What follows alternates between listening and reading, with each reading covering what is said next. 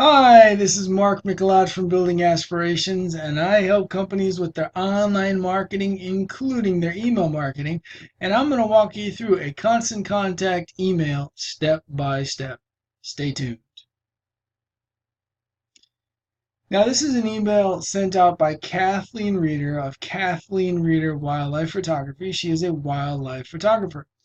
Now, this was sent out a year or so ago, a year and a half ago from the time of this recording, and I want to share it with you now as an example of how people learn and progress over time. And I'm going to point out some little bumps in the road here, and I'm not being mean or anything like this, but we all need to learn from what we did and what we can improve upon. Now, the subject: Kathleen Reeder Wildlife Photography Newsletter, issue 16, February 2016. It's not the best subject line. A subject line is an example of what catches your eye, what gets your interest. Beautiful animals. Have you taken a picture of a bear? Something like that. That intrigues me.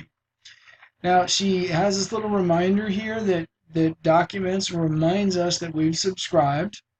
And this right here is a social media share bar, so people can click on this and share it on social media if they want. Now, she has a very intriguing photo right here, so I love it. She catches you, bam. She's a wildlife photographer, so she should probably have good photos on her email. And then right here, she gives a little bit of information. Now, she has what's called a two-column strategy. At one point, a two-column strategy was really good. There's a column of data here, a column of information over here.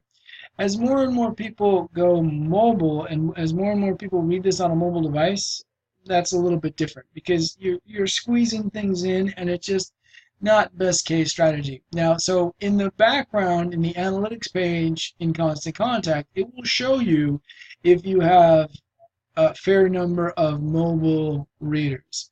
And typically you will. It's probably 50% to three-quarters. If and when people are reading this during the work hours on their computers, maybe it'll be a little bit lower. If you have an older population, it'll be a little bit lower. But eventually more and more people are migrating to mobile media. She has a nice little picture right here. She has a summary of what's in this issue. And she talks a little bit about, she gives a technical tip for photos. Some more beautiful photos here. More beautiful photos, more beautiful photos. Now she's talking about a wildlife facility over here that she worked.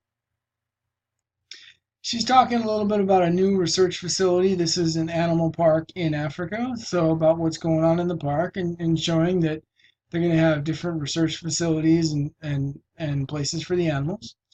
And here she talks about her photo workshops. Talks a little bit about what the value is for the workshops. Now I noticed that she has a few bullet points here, but not 9 gajillion.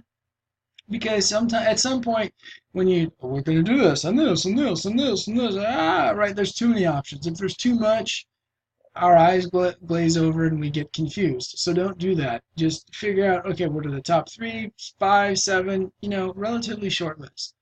And then she has dates and information over here.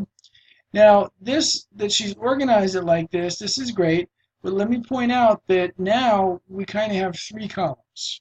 Okay, and if a fair number of people are viewing this on a mobile device, that could be a little tough.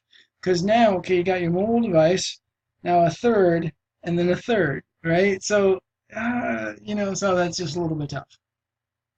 She talks about speaking events right here. This is great because not only can people see her speaking at these photography clubs, but she sets the expectation that she's available to speak at photography associations.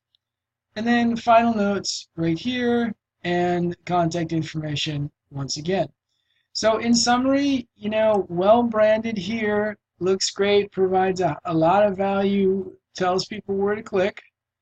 But I've shown you some examples of some of Kathleen Reeder's later work, including a couple of suggestions that are going to pop up on this video to see how she's progressed or how she's improved over time.